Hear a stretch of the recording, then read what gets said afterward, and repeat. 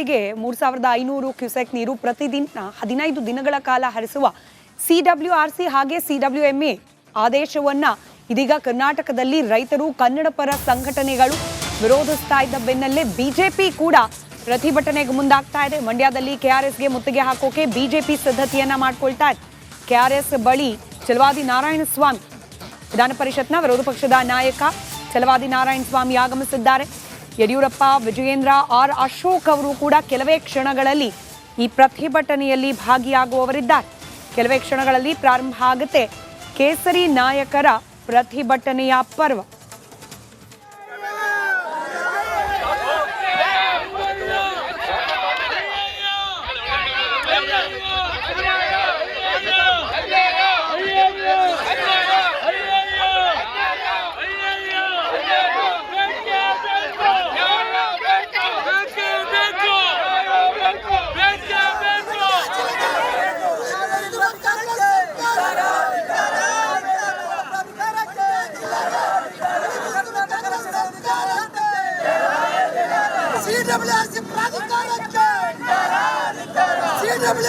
ತಮಿಳುನಾಡಿಗೆ ನೀರು ಹರಿಸುವಂತೆ ಸಿಡಬ್ಲ್ಯೂಎಂಎ ಆದೇಶವನ್ನ ಹೊರಡಿಸಿರುವಂತದ್ದು. ಈ ನಿಟ್ಟಿನಲ್ಲಿ ಕೆಆರ್ಎಸ್ ಬಳಿ ಇದೀಗ ಕನ್ನಡಪರ ಸಂಘಟನೆಗಳು ಅದರ ಜೊತೆಗೆ ಬಿಜೆಪಿ ನಿಯೋಗ ಕೂಡ ಪ್ರತಿಭಟನೆಯನ್ನ ನಡೆಸಲಿಕ್ಕೆ ಸಿದ್ಧತೆಯನ್ನ ಕೂಡ ನಡೆಸಿಕೊಳ್ತಾ ಇದೆ. ಈಗ ಕೆಆರ್ಎಸ್ ಡ್ಯಾಮ್ ಬಳಿ ಚಲವಾದಿ ನಾರಾಯಣ ಸ್ವಾಮಿ ಅವರು ಬಂದಿದ್ದಾರೆ. ಅವ್ರನ್ನೇ ಮಾತನಾಡಿಸ್ತಾ ಹೋಗ್ತೀನಿ. ಸರಿಗ ಪ್ರಮುಖವಾಗಿ ತಮಿಳುನಾಡಿಗೆ ನೀರು ಹರಿಸುವಂತೆ ಸಿಡಬ್ಲ್ಯೂಎಂಎ ಆದೇಶವನ್ನು ಹೊರಡಿಸಿದೆ. ಇದ್ರ ಬಗ್ಗೆ ಏನು ಹೇಳ್ತೀವಿ?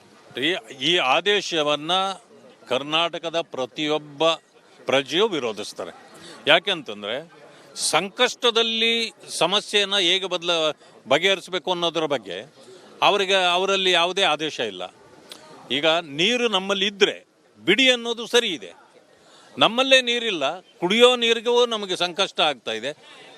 ಇದನ್ನು ಹೇಗೆ ನಿಭಾಯಿಸೋದು ಅನ್ನೋದು ಆ ಟ್ರಿಬ್ಯುನಲ್ ಹೇಳಬೇಕಾಗಿತ್ತು. ಅವರಲ್ಲಿ ಆದೇಶ ಆ ರೀತಿ ಇರಬೇಕಾಗಿತ್ತು, ಇಲ್ಲ. ಅದರಿಂದ ನಾವು ತೀರ್ಮಾನದ ವಿರುದ್ಧವಾಗಿದ್ದೇವೆ. ಸರ್, ಈಗ ಸರ್ಕಾರ ಯಾವ ರೀತಿಯಾದಂತಹ ಸಿದ್ಧತೆಗಳನ್ನ ಮಾಡ್ಕೋಬೇಕಾಗಿತ್ತು? ಸಿಡಬ್ಲ್ಯೂಎಂಎ ಆದೇಶಕ್ಕೆ ಹೋಗೋಕ್ಕಿಂತ ಮುಂಚೆ, ಮೇಲ್ಮನವಿಗೆ ಹೋಗೋಕ್ಕಿಂತ ಮುಂಚೆ ಯಾವೆಲ್ಲ ಸಿದ್ಧತೆಗಳನ್ನ ಮಾಡ್ಕೋಬೇಕಿತ್ತು? ಹೇಗೆ ಮನವೊಲಿಸುವಂತಹ ಪ್ರಯತ್ನವನ್ನ ಮಾಡಬೇಕು? ಇಲ್ಲ, ಮೊದಲೇ ಈ ಸಂದರ್ಭದಲ್ಲಿ ಈ ಜುಲೈನಲ್ಲಿ ನಾವು ನೀರು ಬಿಡೋಕ್ಕಾಗೋದಿಲ್ಲ, ನಮ್ಮ ಪರಿಸ್ಥಿತಿ ಹೀಗಿದೆ ಅನ್ನೋದನ್ನು ಅವರಿಗೆ ಇದರ ಪತ್ರದ ಮೂಲಕ ಅಥವಾ ತಮ್ಮ ರೆಪ್ರೆಸೆಂಟೇಟಿವ್ಸ್ ಆಫೀಸರ್ಗಳನ್ನ ಕಳಿಸಿ ಅವ್ರಿಗೆ ಮನವರಿಕೆ ಮಾಡಿಕೊಡ್ಬೇಕಾಗಿತ್ತು. ಇವ್ರು ಮಾಡಿಕೊಟ್ಟಿಲ್ಲ. ಸರ್, ಇವತ್ತು ಪ್ರತಿಭಟನೆಗಳನ್ನ ನಡೆಸ್ತಾ ಇದ್ದೀರಾ, ಯಾರೆಲ್ಲ ಭಾಗಿಯಾಗ್ತಾರೆ, ಹೇಗಿರುತ್ತೆ ರೂಪರೇಷೆ? ಎಲ್ಲ ಮುಖಂಡರುಗಳು ಭಾಗಿಯಾಗ್ತಾರೆ. ಸರ್, ಯಡಿಯೂರಪ್ಪ ಅವರು ಏನಾದ್ರು ಬರ್ತಾರಾ ಸರ್ ಈ ಒಂದು ಪ್ರತಿಭಟನೆಯಲ್ಲಿ? ಆ ಕಡೆ ಸೈಡ್ಗೋಣ ಯಡಿಯೂರಪ್ಪ ಸರ್ ಏನಾದ್ರು ಬರ್ತಾರೆ? ಸರ್, ಭಾನುವಾರ ಸರ್ವಪಕ್ಷಗಳ ಸಭೆಯನ್ನ ಕರೆದಿರುವಂತದ್ದು, ನಿಮಗೇನಾದ್ರೂ ಮಾಹಿತಿಗಳು ಬಂದಿದೆ? ಇಲ್ಲ, ನಿಮ್ಮ ಮೂಲಕನೇ ಬರ್ತಾ ಇದೆ. ನಮಗಿನ್ನೂ ಯಾವುದೇ ಆ ರೀತಿ ಮಾಹಿತಿ ಇಲ್ಲ. ನೋಡ್ತೇವೆ. ಅವ್ರೇನಾದ್ರೂ ಕರೆದಿದ್ದೆ ಆದ್ರೆ ಅದಕ್ಕೆ ಏನು ನಮ್ಮ ಉತ್ತರ ಏನಿರಬೇಕು ಅದ್ರ ಬಗ್ಗೆ ಮಾತಾಡ್ತಾರೆ. ಕೊನೆಯದಾಗಿ ಈ ಒಂದು ಕಾವೇರಿ ವಿಚಾರದಲ್ಲಿ ನಿಮ್ಮ ಪಕ್ಷದ ನಡೆ ಯಾವ ರೀತಿಯಾಗಿರುತ್ತೆ? ಏನೆಲ್ಲ ಸಿದ್ಧತೆಗಳನ್ನ ಮಾಡ್ಕೊಂಡಿದ್ರೆ ಮುಂದಿನ ಹಂತವಾಗಿ ಪ್ರತಿಭಟನೆಗಳು ಯಾವ ರೀತಿಯಾಗಿರುತ್ತೆ? ಪ್ರತಿಭಟನೆ ತೀವ್ರವಾಗಿ ಇರುತ್ತೆ.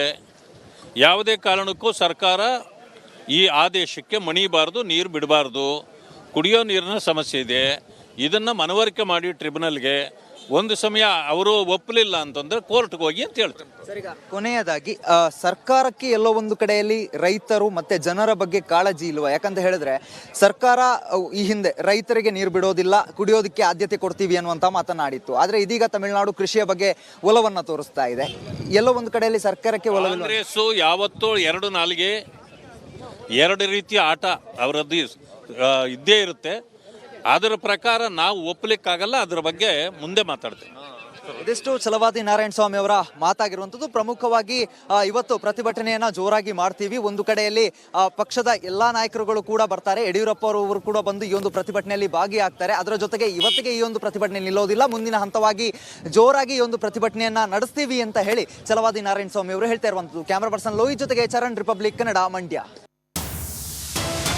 ಕೆಆರ್ಎಸ್ ಸುತ್ತಮುತ್ತ ಬಿಗಿ ಪೊಲೀಸ್ ಬಂದೋಬಸ್ತ್ ಅನ್ನು ಒದಗಿಸಲಾಗಿದೆ. ಕೆಆರ್ಎಸ್ ಸೇರಿ ಸೂಕ್ಷ್ಮ ಪ್ರದೇಶಗಳಲ್ಲಿ ಪೊಲೀಸರನ್ನು ನಿಯೋಜನೆ ಮಾಡಲಾಗಿದೆ. ಯಾವುದೇ ರೀತಿಯಲ್ಲೂ ಕೂಡ ಅಹಿತಕರ ಘಟನೆಗಳು ನಡೀಬಾರದು, ಕಾನೂನು ಸುವ್ಯವಸ್ಥೆಗೆ ಯಾವುದೇ ರೀತಿ ಧಕ್ಕೆ ಆಗಬಾರದು ಅನ್ನೋ ಕಾರಣಕ್ಕೆ ಪೊಲೀಸ್ ಇಲಾಖೆ ಅಲರ್ಟ್ ಆಗಿದೆ. 1500ಕ್ಕೂ ಹೆಚ್ಚು ಪೊಲೀಸರನ್ನ ನಿಯೋಜನೆ ಮಾಡಲಾಗಿದೆ. 2 ಎಸ್ಪಿ, 9 ಮಂದಿ ಡಿವೈಎಸ್ಪಿ, 27 ಜನ ಇನ್ಸ್ಪೆಕ್ಟರ್, 45 ಜನ PSI ಹಾಗೆ 78 ಮಂದಿ ASIಗಳು, 1500 ಸಿಬ್ಬಂದಿ ಒಟ್ಟಾರೆ ನಿಯೋಜನೆ ಆಗಿರೋದು. ನಿಮ್ಗೆ ಅಭಿಮಾನ ಇಲ್ಲ, ನಮ್ಗೈತೆ.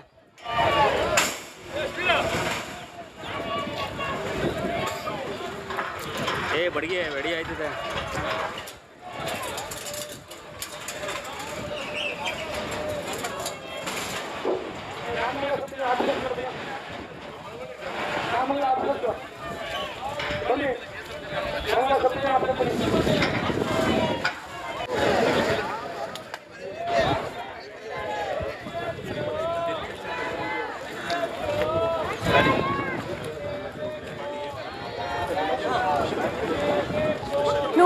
ಮುಂಜಾಗ್ರತಾ ಕ್ರಮವಾಗಿ ವೃಂದಾವನಕ್ಕೆ ಪ್ರವಾಸಿಗರ ಪ್ರವೇಶಕ್ಕೆ ಇವತ್ತು ನಿರ್ಬಂಧವನ್ನು ಹೇರಲಾಗಿದೆ.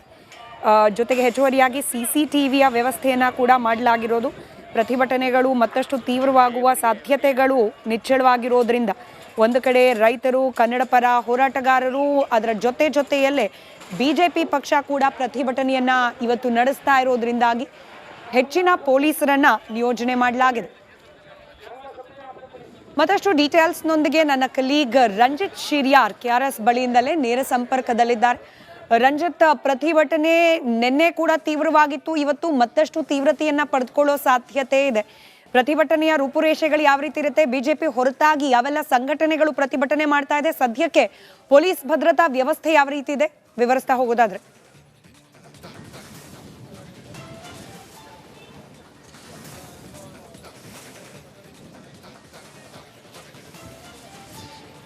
ಖಂಡಿತ ಅಸ್ಮಿತಾ, ಇವತ್ತು KRSನ ಮುಂಭಾಗದಲ್ಲಿ ಪ್ರತಿಭಟನೆಯ ಕಾವು ತೀವ್ರ ಸ್ವರೂಪವನ್ನು ಪಡೆದುಕೊಳ್ಳುತ್ತೆ.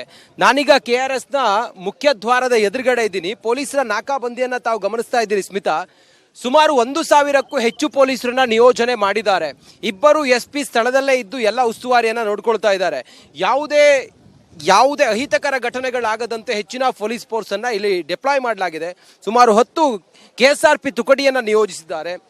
ಯಾವ ಹಂತದಲ್ಲಿ ಇದೆ ಅಂತ ಹೇಳಿದ್ರೆ ಸುಮಾರು 6 ಲೇಯರ್ಗಳಲ್ಲಿ ಬ್ಯಾರಿಕೇಟಿಂಗ್ಗಳನ್ನು ಮಾಡಿ ಪ್ರತಿಭಟನಾಕಾರರು ಒಳಗಡೆ ಹೋಗದ ಹಾಗೆ ಪೊಲೀಸರು ಬಿಗಿ ಬಂದೋಬಸ್ತನ್ನು ಮಾಡಿದ್ದಾರೆ.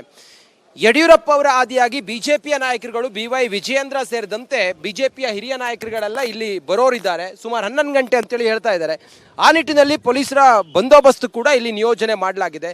ಆಂಬ್ಯುಲೆನ್ಸ್ ಇದೆ, ಹೆಚ್ಚುವರಿಯಾಗಿ ಇಲ್ಲಿ CCTV ಕ್ಯಾಮ್ರಾಗಳನ್ನು ಅಳವಡಿಸಿದ್ದಾರೆ. ಅಗ್ನಿಶಾಮಕದ ವಾಹನವೂ ಕೂಡ ಇಲ್ಲಿ ಬಂದಿದೆ. ಈಗಷ್ಟೇ ಛಲವಾದಿ ನಾರಾಯಣ ಸ್ವಾಮಿ ಅವರು ಸ್ಥಳಕ್ಕೆ ಬಂದು ಪ್ರತಿಭಟನೆ ಹೇಗೆ ಏನು ಎತ್ತ ಅನ್ನೋದ್ರ ಬಗ್ಗೆ ಎಲ್ಲ ಮಾತಾಡಿದ್ರು. ಕಾವೇರಿ ನೀರು ನಿರ್ವಹಣಾ ಪ್ರಾಧಿಕಾರ ಯಾವಾಗ ಆದೇಶವನ್ನ ಕೊಡ್ತೋ, ನಿಯಂತ್ರಣ ಸಮಿತಿ ಶಿಫಾರಸ್ಸಿನ ನಂತರ, ಮೇಲ್ಮನವಿಯ ನಂತರ ಪ್ರಾಧಿಕಾರ ಯಾವಾಗ ಆದೇಶವನ್ನ ಕೊಡ್ತೋ, ಈ ಆದೇಶದ ವಿರುದ್ಧವಾಗಿ ನಿನ್ನೆಯಿಂದಲೂ ಕೂಡ ಪ್ರತಿಭಟನೆ ನಡೀತಾ ಇತ್ತು. ಇವತ್ತು ಬೆಳಿಗ್ಗೆ ಕನ್ನಡಿಗರ ಹೋರಾಟ ಸಮಿತಿ, ಕನ್ನಡಿಗರ ರಕ್ಷಣಾ ವೇದಿಕೆಯಲ್ಲಿ ಬಂದು ಹೈಡ್ರಾಮಾ ಮಾಡ್ತು, ಪೊಲೀಸರನ್ನ ಕರ್ಕೊಂಡೋದ್ರು. ಈಗ BJP ನಾಯಕರುಗಳು ಇಲ್ಲಿಗೆ ಬರೋರಿದ್ದಾರೆ. ಇದೇ ಜಾಗದಲ್ಲಿ ಇಲ್ಲಿಯವರಿಗೆ ಮಾತ್ರ ಅವಕಾಶ, ಒಳಗಡೆ ಪೊಲೀಸರು ಹೋಗೋದಕ್ಕೆ ಬಿಡೋದಿಲ್ಲ. ಆ ನಿಟ್ಟಿನಲ್ಲಿ ಇಲ್ಲಿ ಇವತ್ತು ಈ ಹೊತ್ತಿಗೆ ಹೋರಾಟದ ಸ್ವರೂಪ ಮತ್ತೊಂದು ತಿರುವನ್ನು ಪಡೆದುಕೊಳ್ಳುವಂಥ ಸಾಧ್ಯತೆ ಇದೆ. ಯಾವುದೇ ಕಾರಣಕ್ಕೂ ನೀರು ಕೊಡೋದಿಲ್ಲ ಅನ್ನೋದು ಕನ್ನಡ ಪರ ಸಂಘಟನೆಗಳು ಹಾಗೆ BJPಯವರ ಒತ್ತಾಯವಾಗಿದೆ. ಕನ್ನಡಿಗರ ಸಂಘಟನೆ ಒಕ್ಕೂಟವನ್ನು ನಾವು ಬೆಳಗ್ಗೆ ಮಾತಾಡಿಸಿದಾಗ ಅವ್ರು ಹೇಳ್ತಾ ಇದ್ರು, DK ಶಿವಕುಮಾರ್ ಅವರು ರಾಜಕೀಯವಾಗಿ ಹೇಗೆ ಗಡ್ಸು ತೋರ್ತಾರೋ ಅದೇ ರೀತಿ ತಮಿಳುನಾಡಿಗೆ ನೀರು ಬಿಡದ ನಿಟ್ಟಿನಲ್ಲೂ ಕೂಡ ಗಡ್ಸನ್ನು ತೋರಿಸ್ಬೇಕು ಅನ್ನೋದನ್ನು ಹೇಳ್ತಾ ಇದ್ರು. ಸದ್ಯಕ್ಕೆ ಈ ಹೊತ್ತಿಗೆ ಈ ಕ್ಷಣದಿಂದ ಹೋರಾಟ ಮತ್ತಷ್ಟು ತೀವ್ರವಾಗುವಂಥ ಎಲ್ಲ ಸಾಧ್ಯತೆಗಳು ಕೂಡ ಕಂಡು ಬರ್ತಾ ಇದೆ.